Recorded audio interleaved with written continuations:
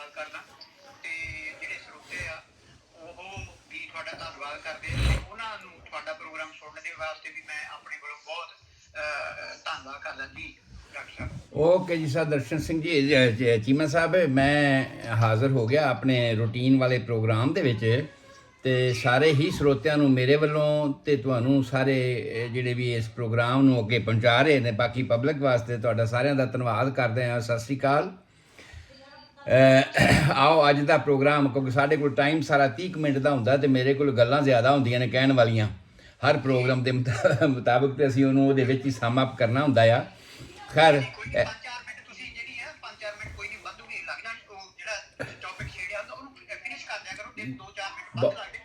ਬਹੁਤ ਮਿਹਰਬਾਨੀ, ਬਹੁਤ ਸ਼ੁਕਰੀਆ। ਸੋ ਅਸੀਂ ਗੱਲ ਕਰ ਰਹੇ ਸਾਂ ਕਿ ਬੱਚਿਆਂ ਦੀਆਂ ਬਿਮਾਰੀਆਂ ਦੇ ਉੱਪਰ, ਕਿਉਂਕਿ ਜੀਵਨ ਹੁਣ ਬਚਪਨ ਦੇ ਵਿੱਚ ਹੈਗਾ ਇਸ ਵੇਲੇ, ਤੇ ਬਚਪਨ ਦੇ ਵਿੱਚ ਜਿਹੜੀਆਂ ਉਹਨਾਂ ਦੀਆਂ ਬਿਮਾਰੀਆਂ ਹੁੰਦੀਆਂ ਨੇ ਉਹਨਾਂ ਸੰਬੰਧੀ ਅਸੀਂ ਵਿਚਾਰ ਕਰਦੇ ਆਏ ਹਾਂ। ਔਰ ਇਸੇ ਸੰਬੰਧ ਦੇ ਵਿੱਚ ਅਸੀਂ ਟੈਟਨਸ ਬਾਰੇ ਗੱਲ ਕਰ ਚੁੱਕੇ ਹਾਂ, ਡਿਪਥੀਰੀਆ ਬਾਰੇ ਅਸੀਂ ਗੱਲ ਕਰ ਚੁੱਕੇ ਹਾਂ, ਔਰ ਅੱਜ ਅਸੀਂ ਗੱਲ ਕਰਨੀ ਹੈ ਕਾਲੀ ਖਾਂਸੀ ਪਰਟਿਊਸ਼ਨ ਬਾਰੇ। ਠੀਕ ਹੈ, ਜਿਹਨੂੰ ਕੁੱਤੇ ਖਾਂਸੀ ਵੀ ਕਹਿੰਦੇ ਨੇ, ਪੰਜਾਬੀ ਦੇ ਵਿੱਚ ਕਾਲੀ ਖੰਘ ਵੀ ਕਹਿੰਦੇ ਆ। ਔਰ ਇਸ ਸੰਬੰਧੀ ਅਸੀਂ ਵਿਚਾਰ ਕਰਨੀ ਹੈ ਵੀ ਜੰਮਦੇ ਬੱਚਿਆਂ ਨੂੰ ਵੀ ਇਹ ਹੋ ਸਕਦੀ ਹੈ, ਬਲਕਿ ਹੁੰਦੀ ਹੈ। ਖਾਸ ਤੌਰ 'ਤੇ 5 ਸਾਲ ਤੋਂ ਘੱਟ ਉਮਰ ਦੇ ਜਿਹੜੇ ਬੱਚੇ ਹੁੰਦੇ ਆ ਉਹਨਾਂ ਨੂੰ ਇਹਦਾ ਜ਼ਿਆਦਾ ਇਫੈਕਟ ਹੁੰਦਾ ਹੈ, ਹੋਰ ਕਿਸੇ ਵੀ ਉਮਰ ਦੇ ਵਿੱਚ ਸਕਦੀ ਹੈ। ਔਰ ਇਹਦੀਆਂ ਜਿਹੜੀਆਂ ਵੀ ਨਿਸ਼ਾਨੀਆਂ ਜਾਂ ਜੋ ਵੀ ਕੁਝ ਹੋਏਗਾ, ਪਹਿਲਾਂ ਇਹਦੀ ਮੈਂ ਹਿਸਟਰੀ ਜੇ ਤੁਹਾਨੂੰ ਦੱਸਾਂ ਤੇ ਇਹਦਾ ਜਿਹੜਾ ਬੈਕਟੀਰੀਆ ਹੈ ਇਹ ਬੋਰਡੇਟੇਲਾ ਪ੍ਰੋਟੂਸ਼ਨ ਇਹਦਾ ਨਾਂ ਹੈਗਾ।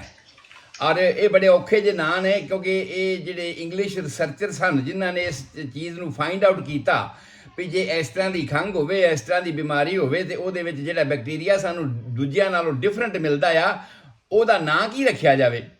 ਹੁਣ ਨਾਂ ਕੀ ਰੱਖਿਆ ਜਾਵੇ, ਜਿਵੇਂ ਆਪਣੇ ਨਵੇਂ ਘਰ ਮਕਾਨ ਬਣਦੇ ਨੇ ਤੇ ਉਹ ਜਿਹੜੇ ਬਣਾਉਣ ਵਾਲੇ ਹੁੰਦੇ ਨੇ ਉਹੀ ਆਪਣਾ ਨਾਂ ਰੱਖ ਕੇ ਅੱਗੇ ਦੇ ਦਿੰਦੇ ਨੇ ਤੇ ਉਹੀ ਕਾਉਂਟੀ ਜਿਹੜੀ ਹੈ ਪਾਸ ਕਰ ਦਿੰਦੀ ਹੈ।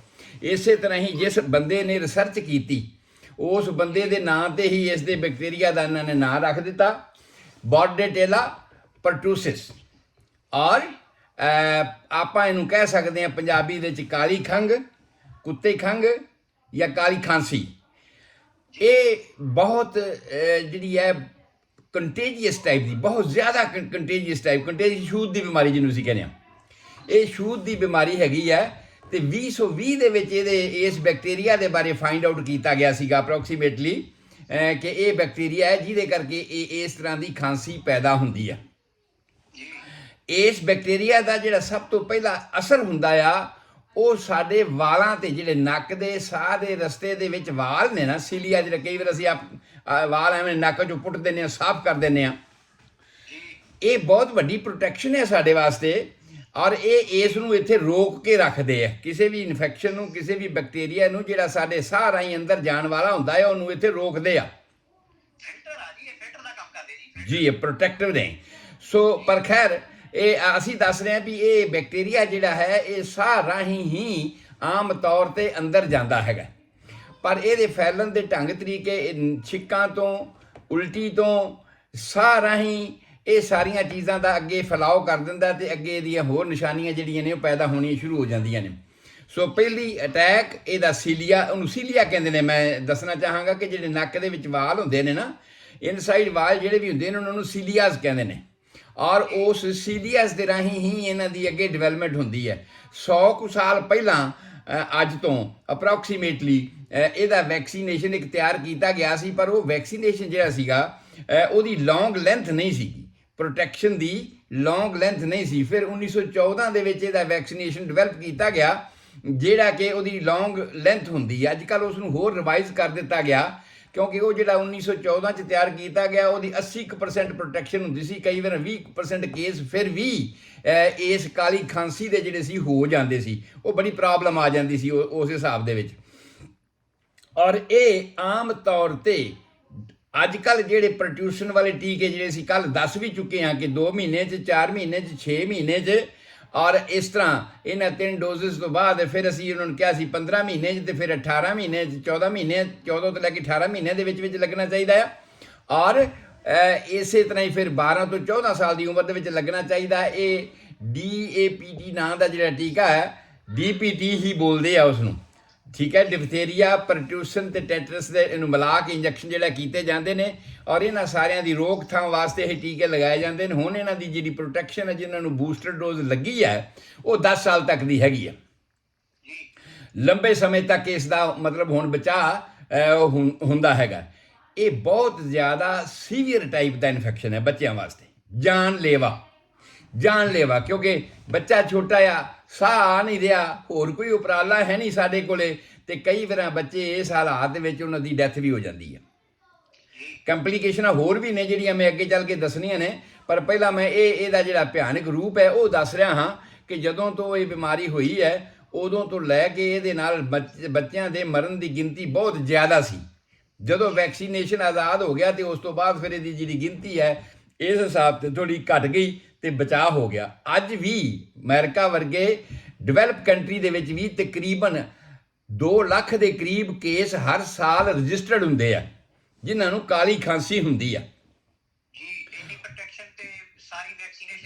ਹੋਣ ਦੇ ਬਾਵਜੂਦ ਵੀ ਸਾਡੇ ਕੋਲ ਇੰਨੇ ਕੇਸ, ਇਹ ਹੋ ਸਕਦਾ ਹੈ ਕਿ ਉਹਦੇ ਵਿੱਚ ਕੁਝ ਐਸੇ ਹੋਣ ਜਿਨ੍ਹਾਂ ਨੇ ਵੈਕਸੀਨੇਸ਼ਨ ਨਾ ਲਵਾਇਆ ਹੋਵੇ, ਪਰ ਇਹ ਤਾਂ ਇੱਕ ਡਾਟਾ, ਨੈਸ਼ਨਲ ਡਾਟਾ ਆ ਕਿ ਇੰਨੇ ਕੁ ਕੇਸ ਹਰ ਸਾਲ ਫਿਰ ਵੀ ਰਿਕਾਰਡ ਹੁੰਦੇ ਨੇ, ਕਿਉਂਕਿ ਉਹਦੀ ਪ੍ਰੋਟੈਕਸ਼ਨ ਅਸੀਂ ਦੱਸਿਆ ਕਿ 80% ਆ। ਇਹਦਾ ਮਤਲਬ 20% ਤਾਂ ਉਹਦੇ ਵਿੱਚੋਂ ਵੀ ਬਚ ਜਾਂਦੇ ਨੇ। ਜੇ ਕੋਈ ਸੀਵੀਅਰ ਇਨਫੈਕਸ਼ਨ ਹੋ ਗਿਆ, ਵਾਰ-ਵਾਰ ਹੋ ਗਿਆ, ਤੇ ਉਸ ਹਾਲਾਤ ਦੇ ਵਿੱਚ ਇੱਕ ਇਹਦੀ ਆਪਾਂ ਪਿੱਛੇ ਗੱਲ ਕੀਤੀ ਸੀ ਵੀ ਜਾਂ ਤਾਂ ਕੋਈ ਬੈਕਟੀਰੀਅਲ ਬਿਮਾਰੀਆਂ ਨੇ ਜਾਂ ਕੋਈ ਵਾਇਰਲ ਬਿਮਾਰੀਆਂ ਨੇ। ਵਾਇਰਲ ਬਿਮਾਰੀਆਂ ਦਾ ਇੱਕ ਆਪਣਾ ਰੂਟੀਨ ਹੈ, ਬੈਕਟੀਰੀਅਲ ਬਿਮਾਰੀਆਂ ਦਾ ਇੱਕ ਆਪਣਾ ਰੂਟੀਨ ਹੈ। ਪਰ ਇਹ ਨਹੀਂ, ਤੁਸੀਂ ਵਿੱਚ ਨਾ ਰੋਕੋ, ਉਹ ਲਿੰਕ ਟੁੱਟ ਜਾਂਦਾ ਆ। ਜਿਹੜੇ ਸੁਣਨ ਵਾਲੇ ਆ ਉਹਨਾਂ ਨੂੰ ਇਹ ਸੁਣਨ ਦਿਓ, ਜਿਹੜੇ ਤੁਹਾਡੇ ਕੁਐਸਚਨ ਨੇ ਉਹ ਬਾਅਦ ਵਿੱਚ ਸਾਰੇ ਮੈਂ ਹੱਲ ਕਰ ਦਿਆਂਗਾ। ਸੋ ਇਹ ਜਿਹੜੀ ਬਿਮਾਰੀ ਹੈਗੀ ਹੈ ਇਹ 에ਅਰਬੋਰਨ ਬਿਮਾਰੀ ਹੈ, ਬਹੁਤ ਸੀਵੀਅਰ ਬਿਮਾਰੀ ਹੈ। ਜਿੰਨੀਆਂ ਪਿੱਛੇ ਅਸੀਂ ਬਿਮਾਰੀਆਂ ਬਾਰੇ ਦੱਸਿਆ ਹੈ ਉਹ ਜਾਂ ਤਾਂ ਇਹ ਦੱਸਿਆ ਕਿ ਕੋਈ ਬੈਕਟੀਰੀਆ ਤੋਂ ਹੁੰਦੀ ਹੈ ਜਾਂ ਅਸੀਂ ਇਹ ਦੱਸਿਆ ਇਹ ਵਾਇਰਸ ਤੋਂ ਹੁੰਦੀ ਹੈ। ਇਹ ਇੱਕ ਐਸੀ ਬਿਮਾਰੀ ਹੈ ਜਿਹਦੇ ਵਿੱਚ ਵਾਇਰਸ, ਬੈਕਟੀਰੀਆ ਤੇ ਵਾਇਰਸ ਦੋਵੇਂ ਇਨਵੋਲਵ ਹੋ ਜਾਂਦੇ ਨੇ ਜੇ ਕੰਪਲਿਕੇਟ ਹੋ ਜਾਵੇ ਤਾਂ। ਔਰ ਜਦੋਂ ਇਸ ਤਰ੍ਹਾਂ ਦੀ ਕੰਡੀਸ਼ਨ ਹੋਵੇ ਤੁਸੀਂ ਆਪਣੇ ਆਪ ਅੰਦਾਜ਼ਾ ਲਾ ਸਕਦੇ ਹੋ ਵੀ ਇਹ ਕਿੰਨੀ ਭਿਆਨਕ ਹੋ ਸਕਦੀ ਹੈ। ਇਹਦੇ ਵਾਸਤੇ ਆਮ ਤੌਰ ਤੇ ਸਟਾਰਟਿੰਗ ਦੇ ਵਿੱਚ ਇਹ ਸਮਝਿਆ ਜਾਂਦਾ ਹੈ ਵੀ ਕੋਈ ਨਹੀਂ, ਛੋਟੀ ਮੋਟੀ ਜ਼ੁਕਾਮ ਵਗੈਰਾ ਲੱਗ ਗਿਆ, ਛੋਟੀ ਮੋਟੀ ਖੰਘ ਖੁੰਘ ਆਉਂਦੀ ਹੈ, ਠੀਕ ਹੋ ਜੂਗੀ। ਪਰ ਇਹ ਆਮ ਤੌਰ ਤੇ ਵਿਦਿਨ 10 ਡੇਜ਼, 7 to 10 ਡੇਜ਼ ਇਹ ਇੰਨਾ ਇਹਦਾ ਭਿਆਨਕ ਰੂਪ ਹੋ ਜਾਂਦਾ ਆ ਕਿ ਇਹਦੇ ਵਿੱਚ ਸਾਹ ਆਉਣਾ ਹੀ ਮੁਸ਼ਕਲ ਹੋ ਜਾਂਦਾ ਹੈ। ਇੰਨੀ ਜ਼ਿਆਦਾ ਖਾਂਸੀ ਹੁੰਦੀ ਹੈ ਕਿ ਸਾਹ ਆਉਣਾ ਹੀ ਮੁਸ਼ਕਲ ਹੋ ਜਾਂਦਾ। ਸਟਾਰਟ ਕਿੱਥੋਂ ਹੋਈ? ਸਧਾਰਨ ਛਿੱਕਾਂ ਤੋਂ, ਸਧਾਰਨ ਜ਼ੁਕਾਮ ਤੋਂ, ਥੋੜਾ ਬਹੁਤ ਲਾਈਟ ਬੁਖਾਰ ਹੋ ਗਿਆ, ਹੌਲੀ ਹੌਲੀ ਖੰਘ ਵੱਧਦੀ ਗਈ। ਖੰਘ ਦੇ ਵਿੱਚ ਇੱਕ ਹੋਰ ਸਪੈਸ਼ਲ ਟਾਈਪ ਦੀ ਹੂਪ ਜਿਹਨੂੰ ਅਸੀਂ ਕਹਿੰਦੇ ਹਾਂ, ਆਵਾਜ਼ ਉਹ ਆਣੀ ਸ਼ੁਰੂ ਹੋ ਗਈ। ਜਦੋਂ ਉਹ ਆਵਾਜ਼ ਆਣੀ ਸ਼ੁਰੂ ਹੋ ਗਈ ਤੇ ਉਹਦੇ ਨਾਲ ਗੈਪ ਇਨ ਬਿਟਵੀਨ, ਤੁਸੀਂ ਕਹੋ ਕਿ ਸਾਹ ਅੰਦਰ ਖਿੱਚਣ ਤੇ ਸਾਹ ਬਾਹਰ ਲੈਣ ਦੇ ਵਿੱਚ, ਇਨਸਪੀਰੇਸ਼ਨ ਤੇ ਐਕਸਪਾਇਰੇਸ਼ਨ, 2 ਚੀਜ਼ਾਂ ਨੇ। ਸਾਹ ਦੇ ਵਿੱਚ ਸਾਹ ਅੰਦਰ ਖਿੱਚਣਾ ਤੇ ਸਾਹ ਬਾਹਰ ਦੇਣਾ, ਇਹ 2 ਚੀਜ਼ਾਂ ਨੇ, ਇਨਸਪਾਇਰੇਸ਼ਨ ਤੇ ਐਕਸਪਾਇਰੇਸ਼ਨ। ਇਹਦੇ ਵਿੱਚ ਇੱਕ ਗੈਪ ਹੈਗਾ ਆ, ਤੇ ਜੇ ਉਹ ਗੈਪ ਹੀ ਨਾ ਹੋਵੇ ਤੇ ਫਿਰ ਸਾਨੂੰ ਬਹੁਤ ਮੁਸ਼ਕਲ ਆਉਂਦੀ ਹੈ। ਫਿਰ ਅਸੀਂ ਕਿਹੜੀ ਚੀਜ਼ ਨੂੰ ਕਦੋਂ ਸ਼ੁਰੂ ਕਰੀਏ ਪਤਾ ਹੀ ਨਹੀਂ ਲੱਗਦਾ, ਤੇ ਬੰਦਾ ਇੰਨਾ ਜ਼ਿਆਦਾ ਪਰੇਸ਼ਾਨ ਹੋ ਜਾਂਦਾ ਆ, ਖਾਸ ਤੌਰ ਤੇ ਬੱਚਿਆਂ ਦੇ ਕੇਸ ਦੇ ਵਿੱਚ, ਕਿ ਉਹ ਆਪਣੇ ਗਲ ਨੂੰ ਫੜਦੇ ਆ। ਜਦੋਂ ਬੱਚੇ ਖਾਂਸੀ ਦੇ ਰੂਪ ਵਿੱਚ, ਅਸੀਂ ਇਹਨੂੰ ਸਧਾਰਨ ਜ਼ੁਕਾਮ ਸਮਝਦੇ ਸਾਂ, ਸਧਾਰਨ ਛਿੱਕਾਂ ਲੱਗ ਗਈਆਂ ਸਮਝਦੇ ਸਾਂ, ਸਧਾਰਨ ਫਲੂ ਸਮਝਦੇ ਸਾਂ ਵੀ ਕੋਈ ਗੱਲ ਨਹੀਂ, ਠੀਕ ਹੋ ਜਾਣਾ, ਆਮ ਬੱਚੇ ਨੂੰ ਹੋ ਹੀ ਜਾਂਦਾ ਆ। ਔਰ ਉਸ ਹਾਲਾਤ ਵਿੱਚ ਜਦੋਂ ਬੱਚਾ ਖੰਘਦਾ ਆਪਣੇ ਗਲੇ ਨੂੰ ਫੜ ਲਵੇ ਤਾਂ ਤੁਸੀਂ ਇਹ ਸਮਝੋ ਵੀ ਇਹ ਸਿੰਪਲ ਗੱਲ ਨਹੀਂ ਹੈ, ਇਹ ਸਧਾਰਨ ਗੱਲ ਨਹੀਂ ਹੈ। ਇਹਦੇ ਹੋਰ ਆਉਣ ਵਾਲੇ ਸਿੱਟੇ ਵੀ ਜਿਹੜੇ ਨੇ ਉਹ ਭਿਆਨਕ ਨਿਕਲ ਸਕਦੇ ਨੇ। ਇਹਦੇ ਵਾਸਤੇ ਉਸੇ ਵੇਲੇ ਹੀ ਜਿਹੜਾ ਟੈਸਟ ਕਰਵਾਇਆ ਜਾਂਦਾ ਹੈ ਉਹ PCR, ਪੋਲੀਸੇਰਿਸ ਚੇਨ ਰਿਐਕਸ਼ਨ, ਉਸ ਬੈਕਟੀਰੀਆ ਦੀ। ਔਰ ਇਹ ਆਮ ਤੌਰ ਤੇ 10 ਦਿਨ ਬਾਅਦ, 7 ਤੋਂ 10 ਦਿਨ ਦੇ ਬਾਅਦ ਇਹ ਪੋਜ਼ਿਟਿਵ ਹੋਣਾ ਸ਼ੁਰੂ ਹੋ ਜਾਂਦਾ ਕੇਸਾਂ ਦੇ ਵਿੱਚ। ਪਹਿਲਾਂ ਇਹ ਨਹੀਂ ਹੁੰਦਾ। ਜੇ ਉਸ ਤੋਂ ਪਹਿਲਾਂ ਤੁਸੀਂ ਉਹਨੂੰ ਚੈੱਕ ਕਰਵਾਉਂਦੇ ਹੋ ਵੀ ਛਿੱਕਾਂ ਜ਼ੁਕਾਮ ਛੋਟੇ ਮੋਟੇ ਲੱਗੇ ਆ, ਤੇ ਉਸ ਵੇਲੇ ਐਸਾ ਹੋ ਸਕਦਾ ਹੈ ਕਿ ਇਹ ਬੈਕਟੀਰੀਆ ਸਾਨੂੰ ਉਹਦੇ ਵਿੱਚ ਦਿਖਾਈ ਨਾ ਦੇਵੇ। ਪਰ ਜੇ ਅਸੀਂ 7 ਤੋਂ 10 ਦਿਨ ਦੇ ਬਾਅਦ ਅਸੀਂ ਇਸ ਨੂੰ ਚੈੱਕ ਕਰਦੇ ਹਾਂ ਤੇ ਉਹ ਬੈਕਟੀਰੀਆ ਜਿਹੜਾ ਹੈ ਸਾਨੂੰ ਉਹਦੇ ਵਿੱਚ ਦਿਖਾਈ ਦੇਣਾ ਸ਼ੁਰੂ ਕਰ ਦੇਵੇਗਾ, ਤੇ ਫਿਰ ਅਸੀਂ ਉਹਦੇ ਮੁਤਾਬਕ ਪ੍ਰਬੰਧ ਕਰਾਂਗੇ। ਪਰ ਜ਼ਰੂਰੀ ਇਹ ਆ ਕਿ ਖਾਸ ਤੌਰ ਤੇ ਛੋਟੇ ਬੱਚਿਆਂ ਦੀ ਅਸੀਂ ਗੱਲ ਕਰ ਰਹੇ ਹਾਂ, ਜਦੋਂ ਉਹਨਾਂ ਦੇ ਕੇਸਾਂ ਵਿੱਚ ਮਾੜਾ ਮੋਟ ਇਸ ਤਰ੍ਹਾਂ ਬੱਚਾ ਛਿੱਕਾ ਮਾਰਦਾ ਹੋਵੇ, ਕਿਉਂਕਿ ਛਿੱਕ ਤਾਂ ਇਨਵੋਲੰਟਰੀ ਪ੍ਰੋਸੈਸ ਆ, ਰੋਕ ਨਹੀਂ ਸਕਦਾ, ਚਾਹੇ ਉਹ ਛੋਟਾ ਹੋਵੇ ਚਾਹੇ ਵੱਡਾ ਹੋਵੇ। ਇਨਵੋਲੰਟਰੀ ਪ੍ਰੋਸੈਸ ਹੈ ਛਿੱਕ ਦਾ। ਛਿੱਕ ਆਉਣੀ ਜਾਂ ਨੱਕ ਵਗਣਾ, ਜਾਂ ਬੱਚਾ ਜਿਹੜਾ ਛੋਟੇ ਤੋਂ ਛੋਟਾ ਵੀ ਜਦੋਂ ਉਹਦਾ ਨੱਕ ਵਗਦਾ ਹੋਊਗਾ, ਉਹਦਾ ਹੱਥ, ਉਹਦੀ ਮੁੱਠ ਜਿਹੜੀ ਹੈ ਉਹਦੇ ਨੱਕ ਦੇ ਉੱਪਰ ਜਾਊਗੀ। ਜੇ ਸਾਹ ਔਖਾ ਹੁੰਦਾ ਹੈ ਤੇ ਉਹਦਾ ਹੱਥ ਜਿਹੜਾ ਆਟੋਮੈਟਿਕ ਉਹਦੇ ਗਲੇ 'ਚ ਜਾਊਗਾ, ਉਹਨੂੰ ਸਿਖਾਉਣਾ ਨਹੀਂ ਪੈਂਦਾ। ਉਹ ਆਪਣੇ ਆਪ ਇਹ ਸਾਰੀਆਂ ਚੀਜ਼ਾਂ ਜਿਹੜੀਆਂ ਨੇ ਉਹਦੇ ਵਿੱਚ ਸ਼ਾਮਲ ਹੋ ਜਾਣਗੀਆਂ, ਜਿਹੜੀਆਂ ਇਹ ਨਿਸ਼ਾਨੀਆਂ ਨੇ ਕਿ ਇਹ ਸਧਾਰਨ ਛਿੱਕਾਂ ਜ਼ੁਕਾਮ ਨਹੀਂ ਹੈ। ਇਸ ਨੂੰ ਸਧਾਰਨ ਤੌਰ ਤੇ ਸਾਨੂੰ ਨਹੀਂ ਲੈਣਾ ਚਾਹੀਦਾ। ਇਹਨੂੰ ਕੇਵਲ ਸਧਾਰਨ ਅਲਰਜੀ ਜਾਂ ਸਾਈਨਸ ਦੀ ਪ੍ਰੋਬਲਮ, ਇਹਨੂੰ ਸਾਨੂੰ ਨਹੀਂ ਲੈਣਾ ਚਾਹੀਦਾ, ਕਿਉਂਕਿ ਇਹਦੇ ਨਾਲ ਅੱਗੇ ਆਉਣ ਵਾਲੀਆਂ ਜਿਹੜੀਆਂ ਕੰਪਲੀਕੇਸ਼ਨ ਨੇ ਉਹ ਬਹੁਤ ਭਿਆਨਕ ਨੇ। ਸਧਾਰਨ ਤੌਰ ਤੇ ਚੱਕਰ ਆਉਣੇ, ਥਕਾਵਟ ਹੋਣੀ, ਉਲਟੀ ਆਉਣੀ, ਖੰਘ ਇਸ ਤਰ੍ਹਾਂ ਦੀ ਹੋਣੀ ਕਿ ਦੋਹਾਂ ਦੇ ਵਿੱਚ ਗੈਪ ਘਟ ਜਾਣਾ ਤੇ ਬੰਦਾ ਸਾਹ ਲੈਣ ਨੂੰ ਹੀ ਤਰਸਦਾ ਵੀ ਸਾਹ ਮੈਂ ਕਦੋਂ ਲਵਾਂ। ਆਕਸੀਜਨ ਦੀ ਸਰੀਰ ਦੇ ਵਿੱਚ ਕਮੀ ਹੋ ਜਾਂਦੀ ਹੈ ਔਰ ਇਸ ਹਾਲਾਤ ਦੇ ਵਿੱਚ ਮੌਤ ਵੀ ਹੋ ਜਾਂਦੀ ਹੈ। ਔਰ ਇਸ ਤੋਂ ਵੀ ਇਲਾਵਾ ਵਾਇਲੈਂਟ ਛਿੱਕ ਦੇ ਕਰਕੇ ਬਹੁਤ ਜ਼ਿਆਦਾ ਜ਼ੋਰ ਨਾਲ ਛਿੱਕਾਂ ਆ ਰਹੀਆਂ ਤੇ ਲਗਾਤਾਰ ਆ ਰਹੀਆਂ ਨੇ, ਰੁਕ ਹੀ ਨਹੀਂ ਰਹੀਆਂ, ਬਹੁਤ ਤੇਜ਼ੀ ਨਾਲ ਛਿੱਕਾਂ, ਤੇ ਉਹਨਾਂ ਦੇ ਵਿੱਚ ਕਈ ਵੇਰਾਂ ਬ੍ਰੇਨ ਦੇ ਵਿੱਚ ਨਾੜੀਆਂ ਫਟ ਜਾਂਦੀਆਂ। ਕਈ ਵੇਰਾਂ ਸਰੀਰ ਦੇ ਹੋਰ ਥਾਵਾਂ ਤੇ ਵੀ ਐਸੇ ਇਫੈਕਟ ਹੁੰਦੇ ਆ ਕਿ ਸਾਡੀਆਂ ਬਾਹਾਂ, ਤੁਸੀਂ ਛਿੱਕ ਲਓ, ਮਾਰੋ ਜ਼ੋਰ ਨਾਲ ਜਾਂ ਉਲਟੀ ਜ਼ੋਰ ਨਾਲ ਲਓ ਤੇ ਇੱਕਦਮ ਸਰੀਰ ਕੱਸਿਆ ਜਾਂਦਾ, ਤੁਹਾਡਾ ਪੂਰੇ ਦਾ ਪੂਰਾ ਸਰੀਰ। ਔਰ ਜਦੋਂ ਉਹ ਸਰੀਰ ਸਾਰਾ ਕੱਸਿਆ ਜਾਂਦਾ ਹੈ, ਉਸ ਕਸਾਵਟ ਨੂੰ ਜੇ ਅਸੀਂ ਟਾਈਮ ਰਹਿੰਦਿਆਂ ਰਿਲੈਕਸ ਨਹੀਂ ਕੀਤਾ, ਉਹ ਸਪਾਜ਼ਮ ਜਿਹੜਾ ਹੈ, ਉਹ ਜਿਹੜਾ ਦੌਰਾ ਹੈਗਾ ਆ ਖੰਘ ਦਾ, ਉਹ ਨਹੀਂ ਰੁਕਿਆ, ਤਾਂ ਕੀ ਹੋਏਗਾ, ਉਸ ਥਾਂ ਤੇ ਇੰਨੀ ਜ਼ਿਆਦਾ ਅਕੜਨ ਹੋ ਜਾਏਗੀ ਕਿ ਅੰਦਰ ਦੇ ਜਿਹੜੇ ਬਲੱਡ ਵੈਸਲਸ ਨੇ, ਖੂਨ ਦੀਆਂ ਨਾੜੀਆਂ ਨੇ, ਉਹ ਫਟ ਸਕਦੀਆਂ ਨੇ। ਬਾਕੀ ਖੂਨ ਦੀਆਂ ਨਾੜੀਆਂ ਦਾ ਸੰਬੰਧ ਦੇ ਵਿੱਚ ਤਾਂ ਇਹ ਆ ਵੀ ਜਿਸ ਥਾਂ ਤੇ ਖੂਨ ਚਮੜੀ ਦੇ ਅੰਦਰ ਫਟ ਗਈ ਕੋਈ ਨਾੜੀ, ਉਸ ਥਾਂ ਤੇ ਪੈਚਸ ਬਣ ਜਾਣਗੇ ਰੈੱਡ ਕਲਰ ਦੇ। ਪਰ ਰੱਬ ਨਾ ਕਰੇ ਜੇ ਇਹੀ ਗੱਲ ਬ੍ਰੇਨ ਦੇ ਵਿੱਚ ਹੋ ਗਈ, ਬ੍ਰੇਨ ਦੇ ਵਿੱਚ ਇਹ ਫਟ ਗਿਆ ਨਾੜੀ, ਤੇ ਤੁਸੀਂ ਇਹ ਵੇਖ ਲਓ ਵੀ ਬ੍ਰੇਨ ਹੈਮਰੇਜ ਬਹੁਤ ਸੀਰੀਅਸ ਕੰਡੀਸ਼ਨ ਹੋ ਸਕਦੀ ਹੈ। ਬੰਦਾ ਅਨਕੌਂਸ਼ੀਅਸ ਵੀ ਹੋ ਸਕਦਾ ਹੈ, ਬੰਦੇ ਦਾ ਬਾਅਦ ਵਿੱਚ ਕੋਈ ਅੰਗ ਵੀ ਮਾਰਿਆ ਜਾ ਸਕਦਾ ਹੈਗਾ। ਔਰ ਇਸ ਤਰ੍ਹਾਂ ਦੀਆਂ ਗੱਲਾਂ, ਕਈ ਵਾਰਾਂ ਅੰਨਾਪਣ, ਅੱਖਾਂ ਦੇ ਵਿੱਚ ਇਹ ਖੂਨ ਦੀ ਨਾੜੀ ਕੋਈ ਫਟ ਗਈ ਤੇ ਅੱਖਾਂ ਦੇ ਵਿੱਚ ਅੰਨਾਪਣ ਨਹੀਂ ਹੋ ਸਕਦਾ ਹੈਗਾ। ਸੋ ਇਹ ਇਸ ਤਰ੍ਹਾਂ ਦੀਆਂ ਇਹਦੀਆਂ ਕੰਪਲੀਕੇਸ਼ਨ ਨੇ। ਔਰ ਹੁਣ ਤੱਕ ਦੇ ਰਿਕਾਰਡ ਇਹ ਸ਼ੋਅ ਕਰਦੇ ਨੇ ਕਿ ਜਿਨ੍ਹਾਂ ਨੂੰ ਵਾਇਲੈਂਟ ਤੌਰ ਤੇ, ਪਰ ਇਹ ਗੱਲ 5 ਸਾਲ ਤੋਂ ਬਾਅਦ ਦੇ ਬੱਚਿਆਂ ਦੀ, ਛੋਟੇ ਬੱਚਿਆਂ ਨੂੰ ਐਸਾ ਨਹੀਂ ਹੁੰਦਾ ਕਿਉਂਕਿ ਉਹਨਾਂ ਦੀ ਬਾਡੀ ਦੇ ਵਿੱਚ ਲਚਕ ਬੜੀ ਹੁੰਦੀ ਹੈ, ਛੇਤੀ ਕਰਕੇ ਹੱਡੀਆਂ ਦੇ ਵਿੱਚ ਟੁੱਟਣ ਦੀ ਪ੍ਰੋਬਲਮ ਐਸੀ ਨਹੀਂ ਆਉਂਦੀ, ਪਰ ਬਲੱਡ ਵੈਸਲਸ ਦੇ ਫਟਣ ਦੀ ਪ੍ਰੋਬਲਮ ਆ ਸਕਦੀ ਹੈ। ਜਿਹੜੇ ਵੱਡੇ ਹਨ, 5 ਸਾਲ ਤੋਂ ਉੱਪਰ ਦੇ ਹਨ, ਉਹਨਾਂ ਦੇ ਕੇਸ ਵਿੱਚ ਕਈ ਵੇਰਾਂ ਪਸਲੀ ਦੀਆਂ ਹੱਡੀਆਂ ਟੁੱਟ ਜਾਂਦੀਆਂ ਨੇ, ਖਾਸ ਕਰ ਵੱਡਿਆਂ ਦੇ ਵਿੱਚ। ਜੇ ਵੱਡਿਆਂ ਨੂੰ ਕਾਲੀ ਖਾਂਸੀ ਹੋ ਜਾਵੇ, ਕੋਈ ਪ੍ਰਬੰਧ ਨਾ ਕੀਤਾ ਜਾਵੇ, ਕੋਈ ਵੈਕਸੀਨੇਸ਼ਨ ਉਹਨੂੰ ਨਹੀਂ ਲੱਗਿਆ ਹੋਇਆ, ਔਰ ਆਮ ਤੌਰ ਤੇ ਉਹ ਲੋਕ ਜਿਹੜੇ ਡਾਇਬੈਟਿਕਸ ਹਨ, ਡਾਇਬੈਟਿਕ ਜਦੋਂ ਮੈਂ ਕਹਿਣਾ ਉਹਦਾ ਮਤਲਬ ਇਹ ਆ ਕਿ ਸਾਡੀ ਇਮਿਊਨਿਟੀ ਆਮ ਲੋਕਾਂ ਨਾਲੋਂ ਕਮਜ਼ੋਰ ਹੋ ਗਈ।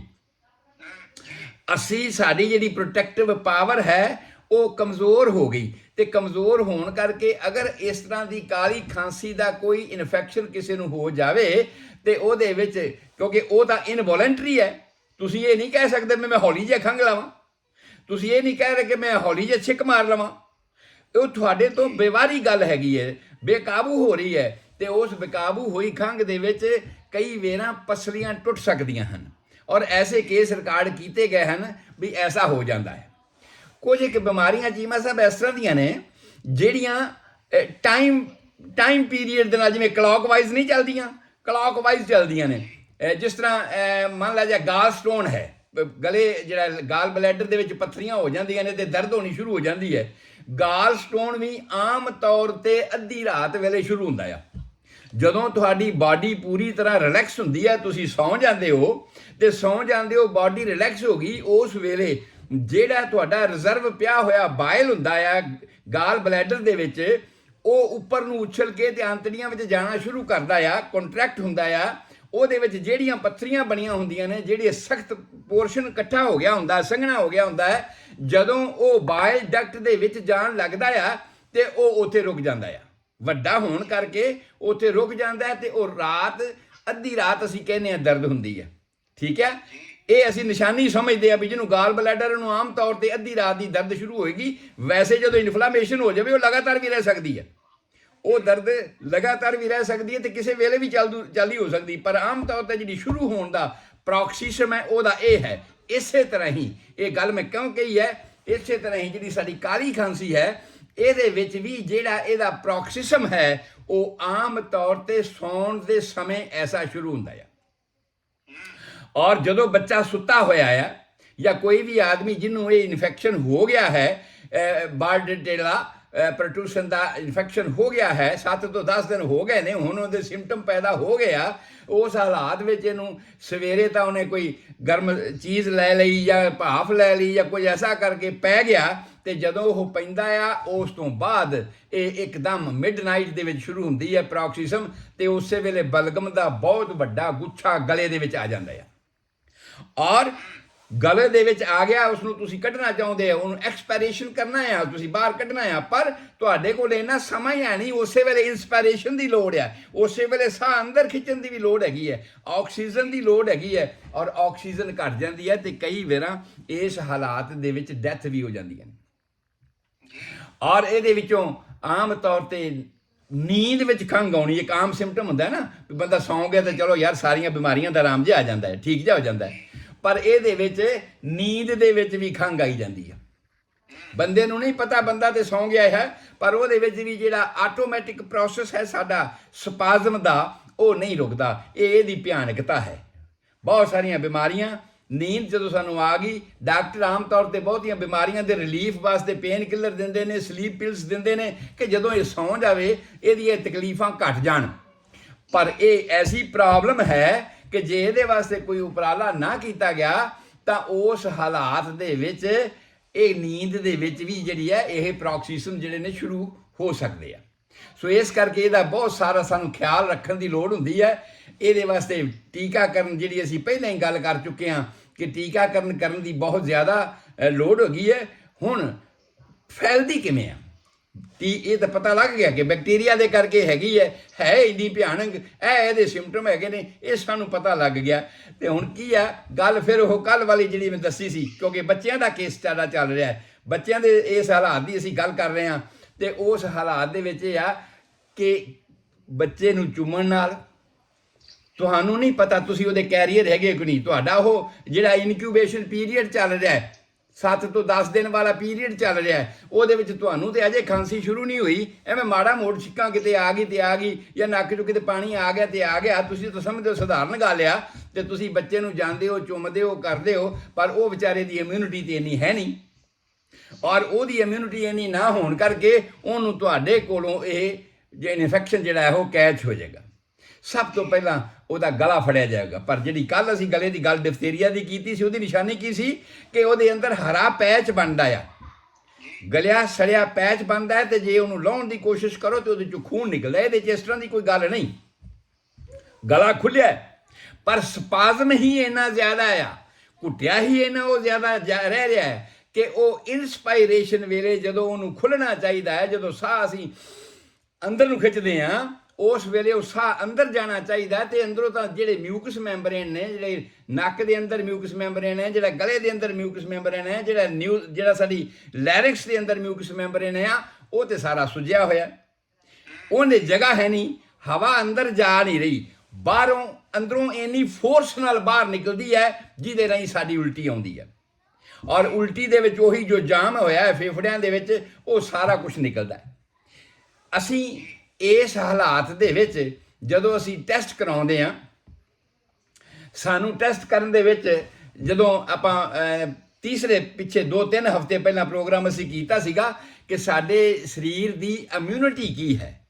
ਨੈਚੁਰਲ ਇਮਿਊਨਿਟੀ ਦੇ ਤੌਰ ਤੇ ਸਾਡੇ ਕੋਲ ਕੁਦਰਤ ਨੇ ਸਾਨੂੰ ਦੇ ਕੇ ਭੇਜਿਆ ਹੈ ਨਿਊਟ੍ਰੋਫਿਲ, WBC ਦਾ ਇੱਕ ਪਾਰਟ, ਉਹ ਸਾਡਾ ਪ੍ਰੋਟੈਕਟਿਵ ਪਾਵਰ ਹੈ, ਸਾਡੀ ਉਹ ਪੁਲਿਸ ਆ।